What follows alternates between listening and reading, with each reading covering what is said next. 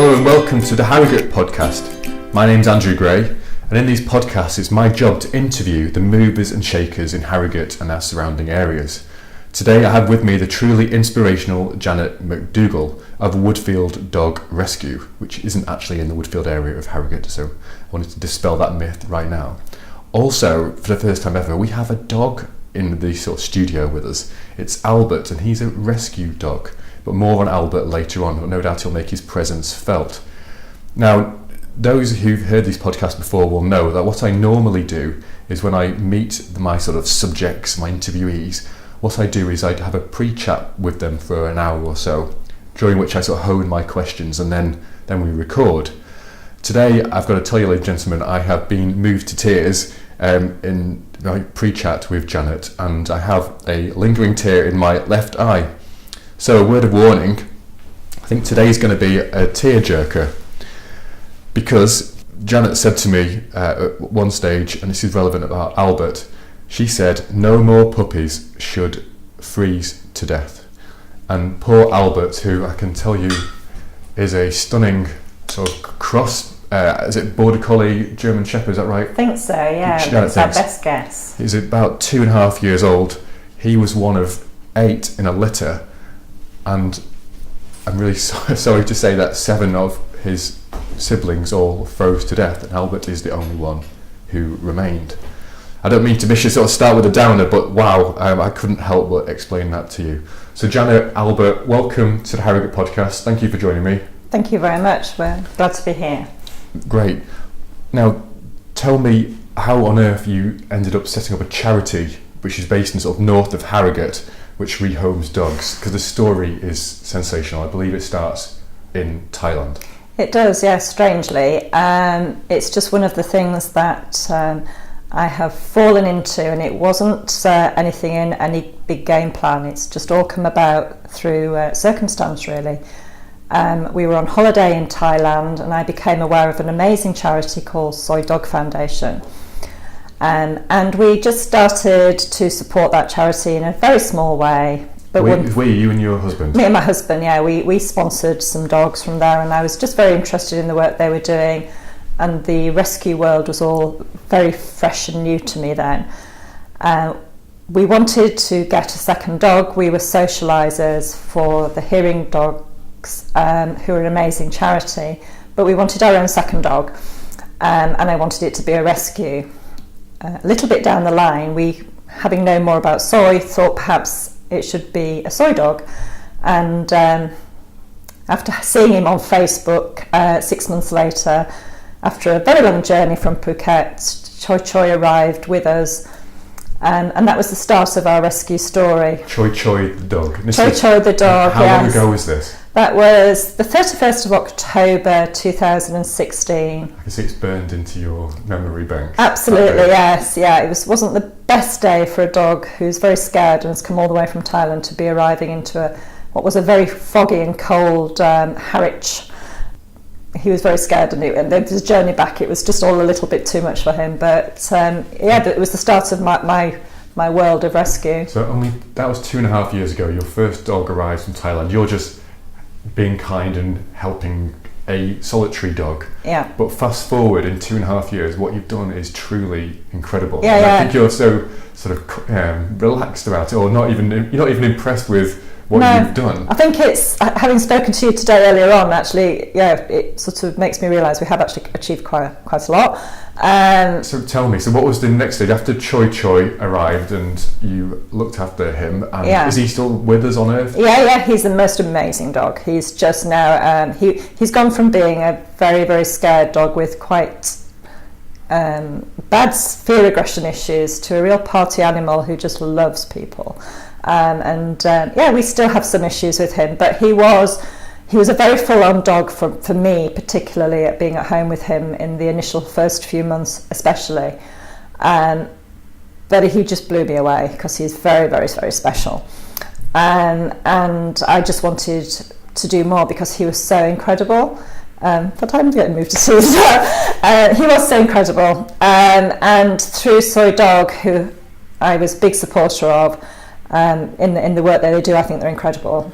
I wanted to do more. I met amazing people who were doing great things in other parts of the world, and one thing led to another, and I started to support dogs in Romania.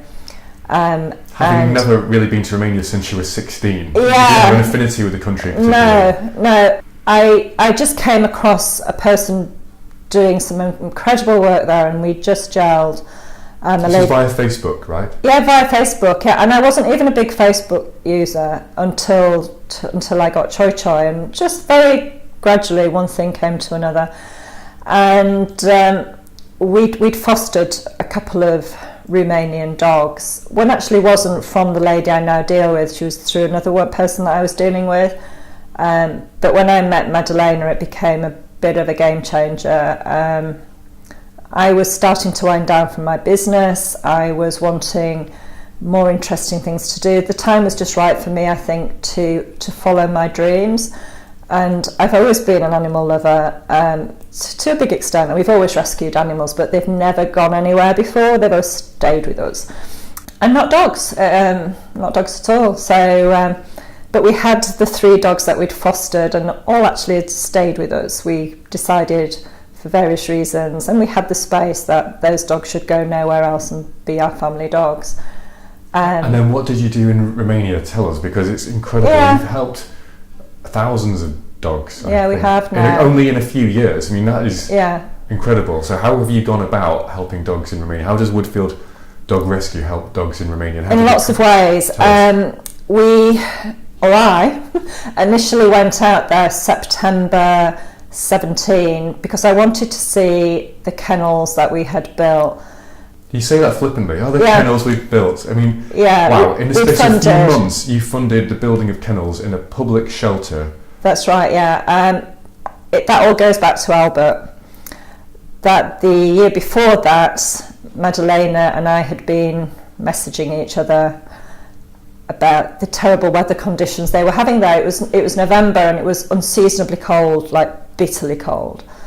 And it was a great worry to her because she was a volunteer in a public shelter where there's 500 dogs. She was trying to feed, she was trying to keep them away from the elements.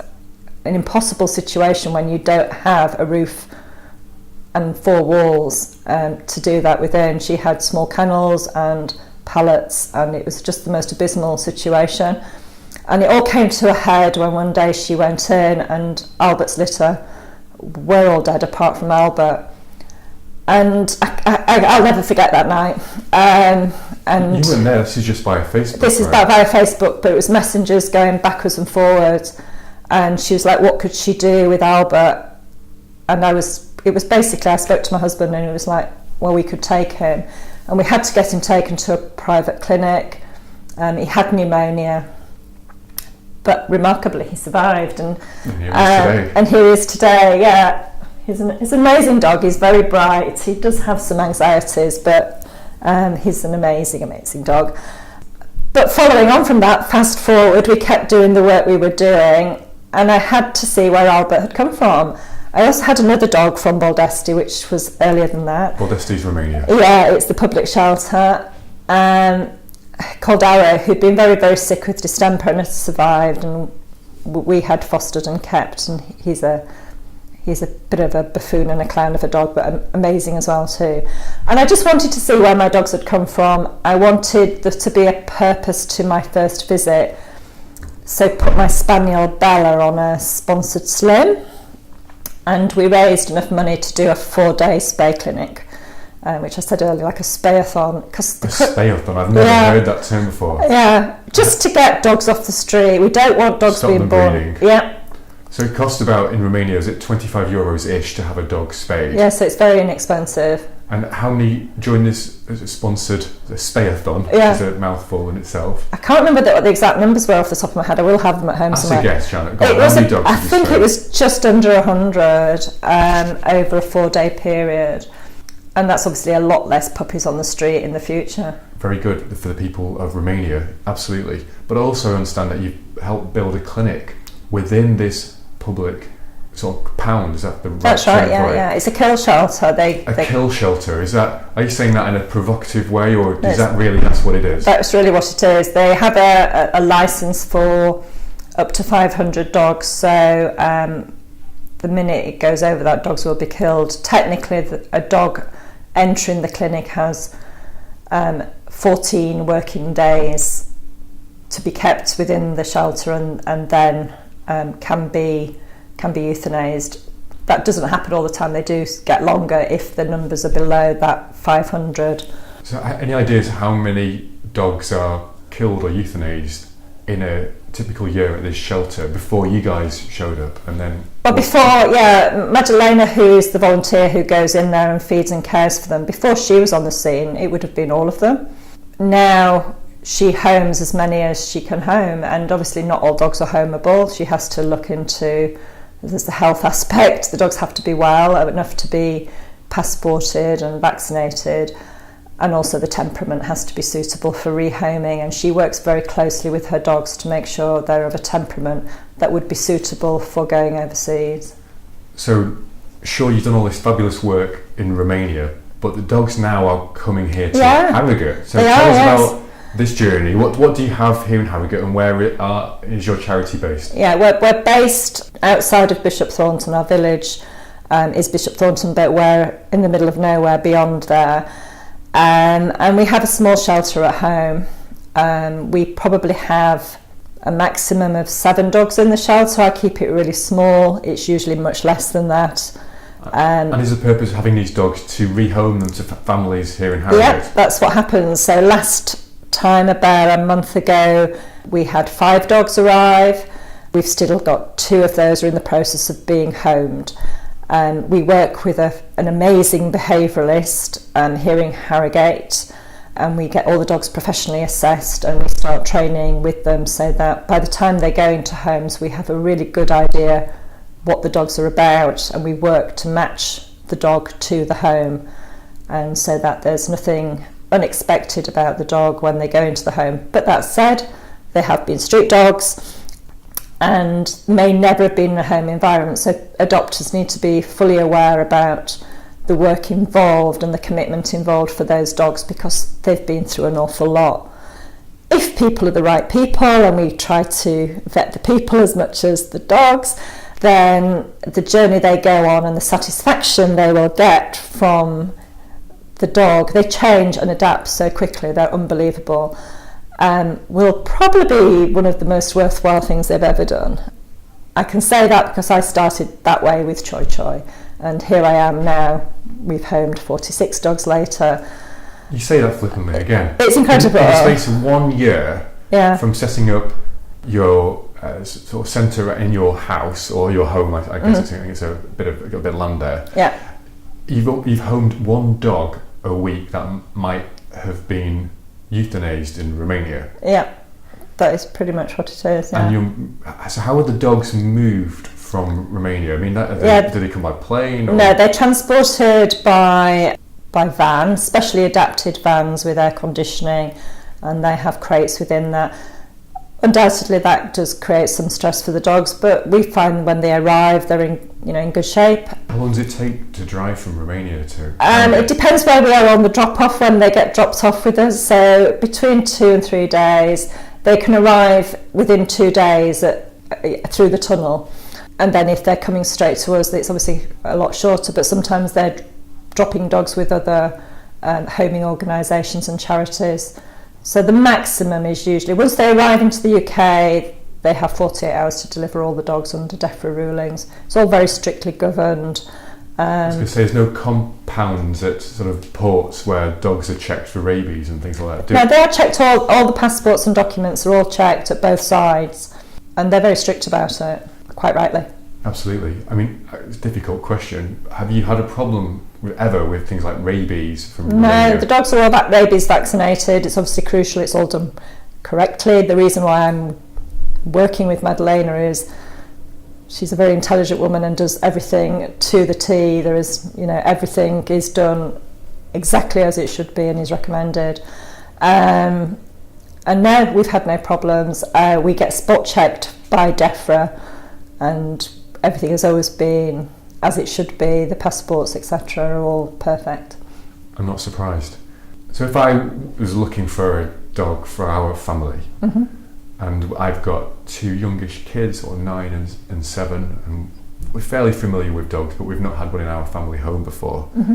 Should we come to Woodfield Dog Rescue looking for a dog, or for a family like ours, perhaps, should we be looking for a dog that isn't a rescue dog? What are the pros I think and cons? it's probably a dog is a dog, and some dogs that people buy from breeders at 8 weeks old may turn out not to be suitable for family homes, in that they may be traits that were not expected or not desirable. And the same can be true with a rescue dog, that not all dogs are suitable for families. And I think it's, each case is individual. Each dog is individual, each family is individual, and I think it's very much a case of looking at the dog and the family and seeing if it would work out.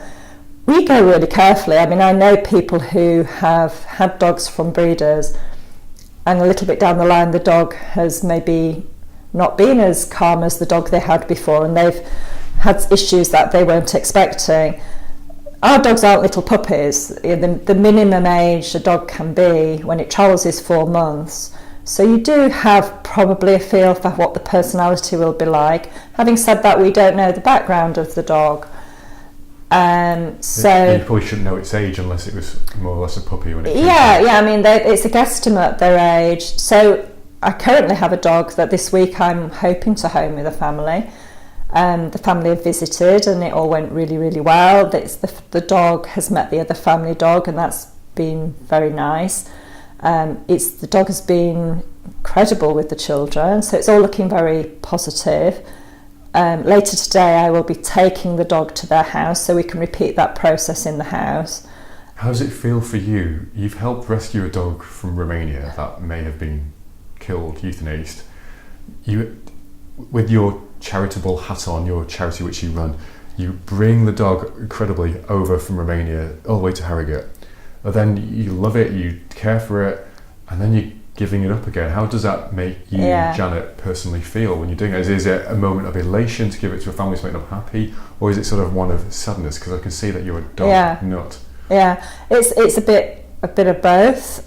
Homing dogs to families has to be taken really seriously and really carefully, and so I tend to try and do little trials in the homes just to be sure that everything is right. So that's probably a whole lot more than somebody going out and buying a dog has the option to do, that we do little days and weekends. If that's all as it should be, I feel really good because I've been really, really careful, and my whole objective is to get dogs into families.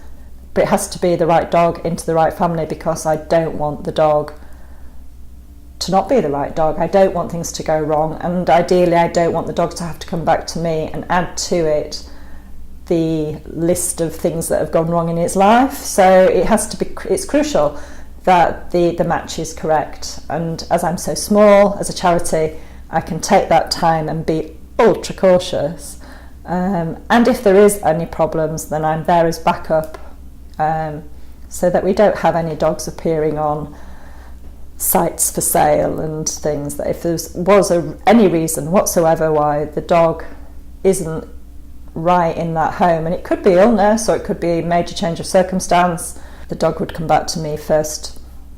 Got it, boss. I can see that you're very clear. The rescue backup is crucial, and if anybody is rescuing a dog from anywhere, that's the one thing they should be sure of, that they've got rescue backup.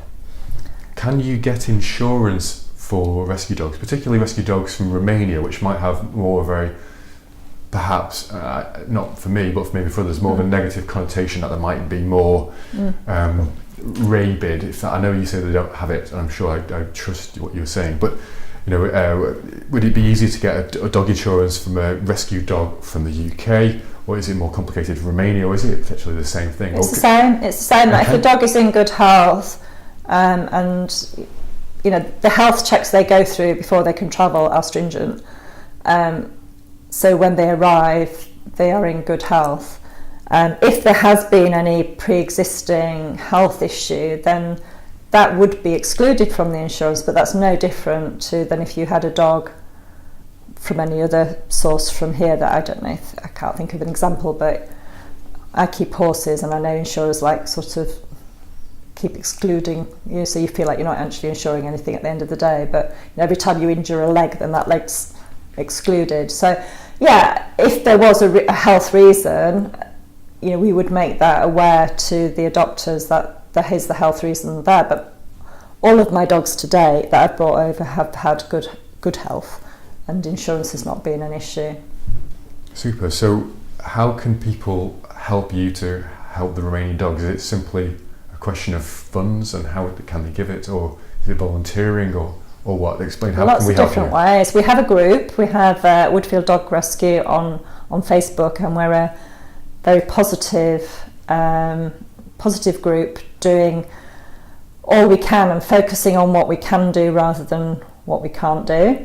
And I'm very driven, really. I think the aim is to do as much as we can achieve, and we realise we can't save all the dogs, but for each one we do save, it's just so worthwhile. So yeah, fundraising is a big part of what we do. I'm not a natural fundraiser. I hate asking people for money, but we do because we have to. I've sort of got over that a bit, and we just have fun events, and we're growing, so we're trying to make fundraising fun, but occasionally we do ask for money for donations as well. We get, at the public shelter, the food, we send a lot of food. It's like maybe 1,000 kilos a month. Goodness. Would be, and often actually quite a lot more. So food is a constant problem. So if people have food, bags of food, whatever, we can collect or they can drop off. We also raise funds for medical supplies so that the dogs are treated out there just as the same they would be if they were in a shelter here, and that they have the best possible medication. We run spays because we'd rather there weren't dogs in the shelter. Yeah, you're getting to the root cause of the problem. I really like that. You're not just treating the symptoms of it, it's the root cause. Yeah, I mean, the ideal world would be a public shelter with no dogs in. It probably won't happen in my lifetime, but we have to try. And I very much feel that it's a huge problem worldwide with animal welfare. I've become aware of what's happening in this one shelter, and it's a relatively small shelter. It's 500 dogs, which I know is huge, but in comparison to some it's not. And I could either look away and walk away and just look after my own dogs and have a happy, healthy time with them and ignore what's going on, or I could just try and do something and make a difference. And we've tried to make a difference, and we're trying to make a difference, and we have great supporters who are helping us in that. But it's an uphill battle, and we win some and we lose some, and but overall I think it's positive. And when we go back, it's always gut-wrenching, the number of dogs there. At times it can seem hopeless, but overall the actual progress we have made and is being made is phenomenal. That we now have kennels and runs, so dogs are kept apart from each other so they don't fight over food. We have puppies that are born there or are brought in when they're very small, who actually grow up to be healthy puppies and get homes. And in Romania? Not in Romania, they're brought overseas. Okay. Well, like Albert was 4 months when he arrived. I've got Frank, who's 10 months old, and we had an amazing fundraise last Saturday of a Zumba, an afternoon tea party with 85 people, and a lot of noise and a lot of food. And we had 2 of our puppies there, one of which was mine, Frank, who's, I think he's about 10 months old now, and the other one, Lula, who's one of my trustees' puppies. And they were perfectly behaved. They didn't lunch for food, they had no puddles on the floor, they weren't freaked out by the noise. And I think for puppies, wherever they've come from, that was pretty much a good test of what's achievable. And we were very proud of our dogs that day. But yeah, we're just doing what we can, and we're trying to have fun while we do it. But it's there's the serious side of trying to improve welfare in a public shelter and trying to raise awareness. And talking of awareness, we're going out in May, and it will be a working group. So we're very hands-on. I can see. I'm very passionate. Yeah, you could talk about dogs so passionate. all day long. So can people help you? Imagine there's lots of people in Harrogate surrounding areas. There's so many volunteers around here. Are you looking for volunteers to come and help you at Woodfield, or have you got plenty? We've got plenty, but people can always come and see what we do and walk dogs and things. It varies depending on how many dogs we've got in. So because we're small, sometimes we've got 5 dogs in, walking 5 dogs and giving them the exercise and cuddles that they need is very time consuming.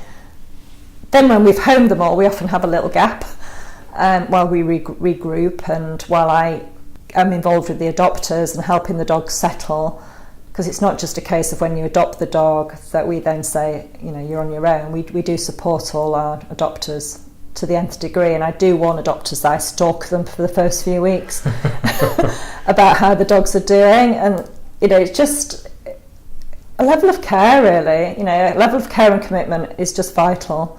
It's a big decision getting a dog, and I want it to go right. So, very good. Now, changing tack somewhat, you were a very successful business person.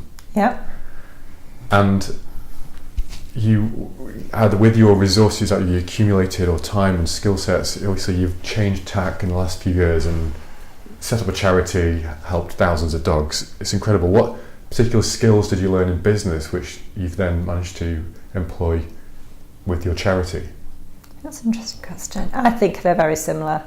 I think just being understanding about different situations and not necessarily going in with blinkers.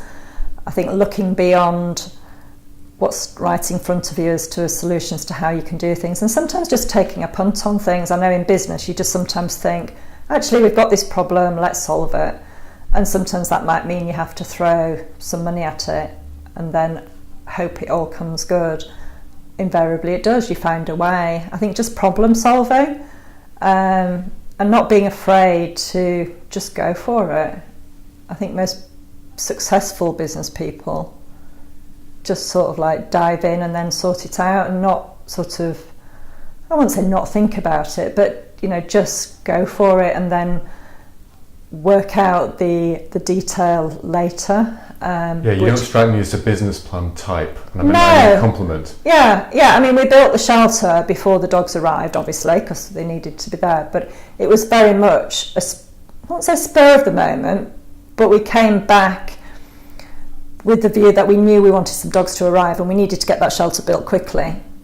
And we just built it, and we did make some mistakes in the actual how it was built. I needed to change the floor 3 months down the line because it needed a different type of flooring that was much more sturdy, but that was the only mistake, and we sorted it. And now I could have been thinking forever and a day about what type of flooring I wanted and never have actually achieved it. So I think you just get on with it. If a dog is going to be killed, if you don't put some action into place, you put the action into place and then sort out the fine detail. How could anybody argue with that logic? Now, when you were in business, you, I'm sure, work very hard. I'm sensing that you probably work harder now. Give us a typical day for Yeah, Janet. I work really hard now.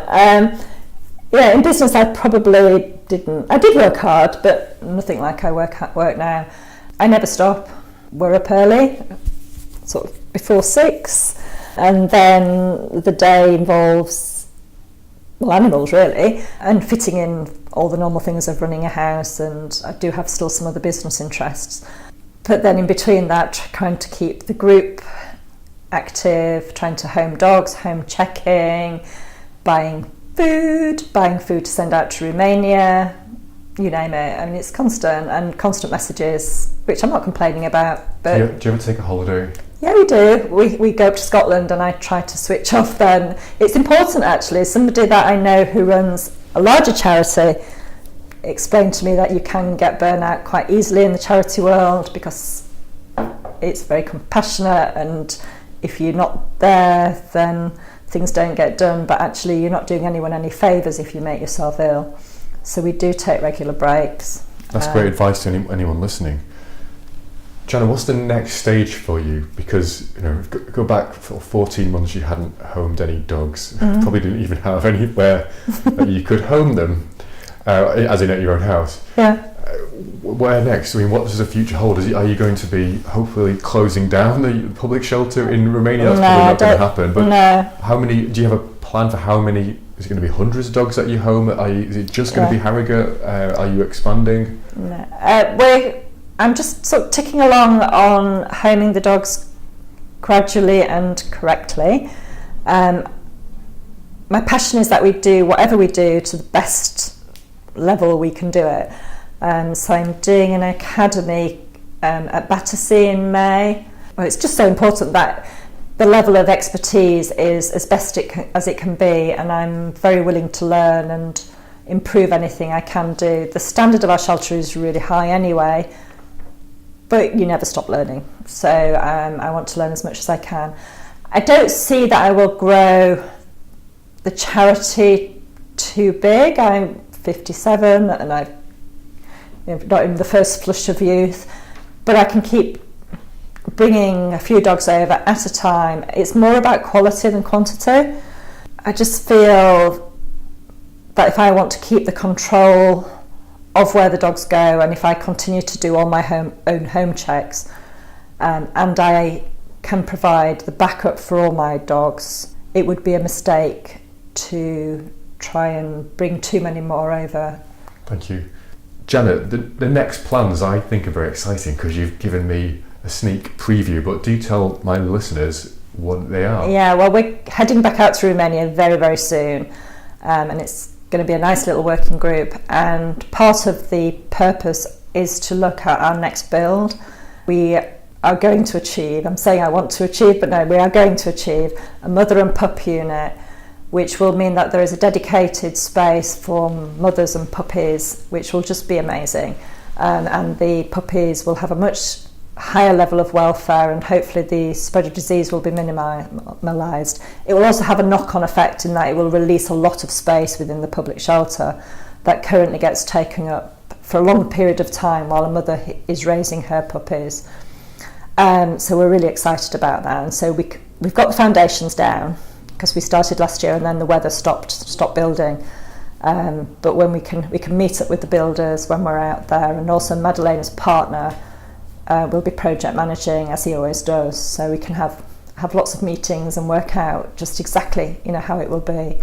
So how many mothers and puppies do you think you'll be? Yeah, we just need to decide on the space per unit, and there are sort of guidelines as to what's needed for that. So I think it just depends on what we can fit in the space. I'll probably be around 12, which will just be amazing if we can get that built this year. Because it's much needed. And Jen, I must interject here because I think you need to explain to the listeners why it's important that you have a mothers and pups section. It's because that if you don't build this, the puppies and the mums are all in with the other 500 dogs, which sounds chaotic. Is that right? Yeah, that's partly right. The kennels, the public shelter now has a lot of kennels and runs, but not enough. And they're quite large areas. They're big enough to accommodate between 10 and 15 dogs, depending on size. A mother with her small puppies doesn't need anything like that amount of space. In fact, she probably would prefer something smaller and cosier to take care of her puppies in. But we can't mix mothers and puppies and adult dogs that would be a disaster. So we end up putting mothers and pups in kennels and runs, which otherwise could home 10 to 15 adult dogs. So it reduces the numbers of dogs we can keep in good welfare. And so by having the facility for mothers and pups, it then releases the bigger kennels and runs we have for the adult dogs. Just will make a huge amount of difference. It will make a huge amount of difference. I can imagine. And it will be warmer, and it will be a proper quality build, so that summer and winter those puppies will have the right level of care to keep them safe, and then puppies like my Albert won't freeze to death. Albert, who's been very well behaved. He slept the whole way through, bless him. Yeah, ladies and gentlemen, Janet didn't actually bring him in to start off with because apparently he was too nervous, and I can testify he certainly was nervous as he walked into the office, but he has been chilled this last half an hour recording. He's brilliant. Good for you, Albert. Now, Janet, how can people get in touch with you? How can people donate to the Woodfield charity? Yeah, we're Woodfield Dog Rescue on Facebook. We're PayPal, the Woodfield Foundation at gmail.com. Just Google us. We have a website. Just Google us. Send me private messages. I'm there. Just message me. And on Twitter as well, which is how we connected. Yeah, yeah. We're on Twitter. We're on Instagram. You know, just get in touch. Say hello. We're friendly. We'll reply. But just a word of warning: some of the photographs you see are quite. They're just so cute. Some of the pictures, they really are. There's some professional Our dogs are amazing. Yeah, and so are you, and so your volunteers. Janet, lovely place to finish. I've really enjoyed interviewing you. I think people want to hear this interview. I hope it grows and that you keep making a massive difference. Thank you. Truly inspiration. Well done to you. Thank you.